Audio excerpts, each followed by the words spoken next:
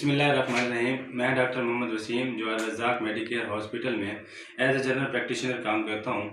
हमल के दौरान कुछ ऐसी बीमारियाँ होती हैं, कुछ ऐसी पेचीदगियाँ होती हैं जिसकी अगर बर वक्त तशख़ीस ना की जाए जिसकी बर वक्त इलाज ना किया जाए तो इससे बच्चे और माँ दोनों की जान जा सकती है।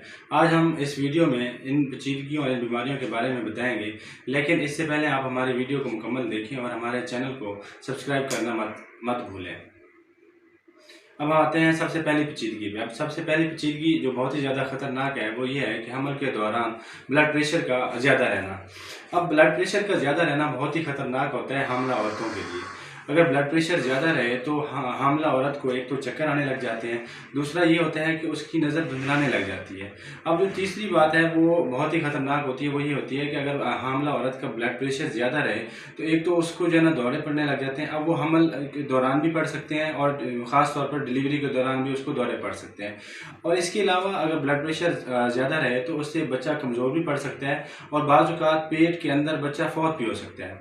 अगर ये सारी चीज़ें अगर मरीज़ को फील होने लग जाए या उसका ब्लड प्रेशर अगर वो चेक करवाए तो उसका ब्लड प्रेशर ज़्यादा हो तो उसको फ़ौरन डॉक्टर के पास आना चाहिए, अपनी जो है ना मेडिसिन रिकमेंड करवाए जो हमल के दौरान महफूज भी हों।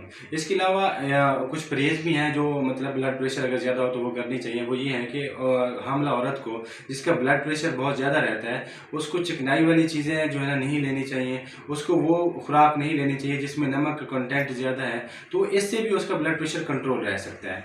तो इसका वीडियो बनाने का मकसद यही है कि आप अगर किसी हामला औरत का ब्लड प्रेशर ज़्यादा रहता है तो इन चीज़ों पे वो अमल करके अपना ब्लड प्रेशर कंट्रोल कर सकती है।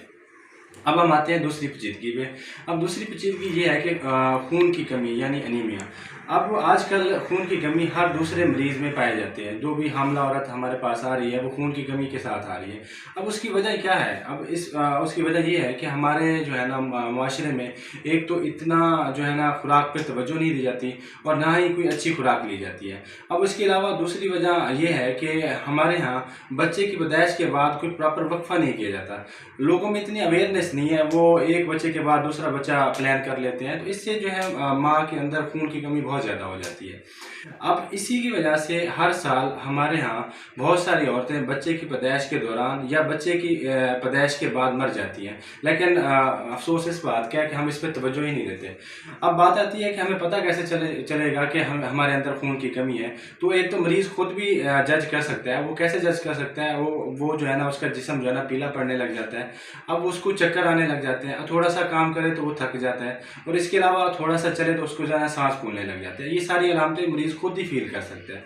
तो अगर मरीज़ को ये चीज़ें फील हो रही हैं तो वो जो है ना अपने डॉक्टर के पास जाए, अपने कुछ टेस्ट करवाए। अब टेस्ट में क्या है कि CBC करवाए, उसमें उसके जो है ना पता लग जाएगा कि उसकी HB कितनी है। अब मैं बताता चलूँ कि हामला औरत में उसकी HB जो है ना मिनिमम 11.5 तक होनी चाहिए। अब इसके लिए हमें क्या करना चाहिए कि हमारे जो है ना HB मेंटेन रहे? तो इसके लिए ये है कि आप एक तो सबसे पहले अच्छी खुराक लें। जैसे आप मतलब आपका हमल होता है तो आप स्टार्ट से ही जो है ना मल्टीविटामिन्स और इसके अलावा अच्छी खुराक लें, तो इससे आपकी HB मेंटेन रहती है। अब हम आते हैं तीसरी पेचीदगी पे।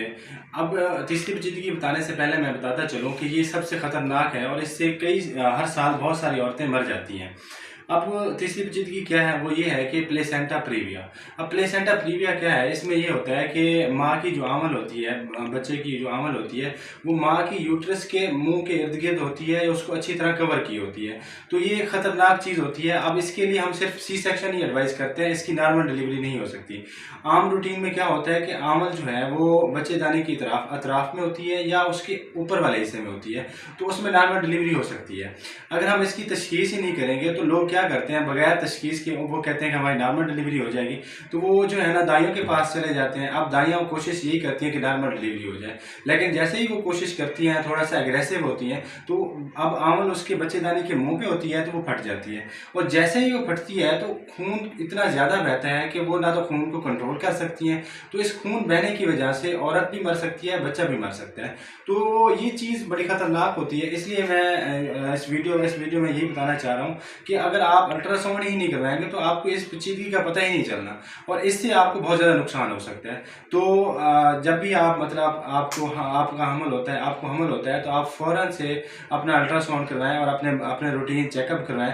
और आपने हमेशा डॉक्टर से पूछना है कि मेरी आंवल किस साइड पे है, और इससे पूछने से आपको पता चलेगा कि आपकी आंवल ऊपर वाली साइड पे है, इतराफ में है, या जो बच्चेदानी के मुंह के ऊपर है। तो इससे आपको पता चल जाएगा कि आपको प्लान क्या है, आप सी सेक्शन की तरफ जाएंगे या आप नॉर्मल डिलीवरी की तरफ जाएंगे। अब इस वीडियो में ये सारी पेचीदगी बताने का मकसद यही है कि आप लोग इस पेचीदगियों के बारे में आपको अच्छी तरह पता होना चाहिए ताकि किसी को इस चीज़ से नुकसान ना हो। अल्लाह हाफिज़।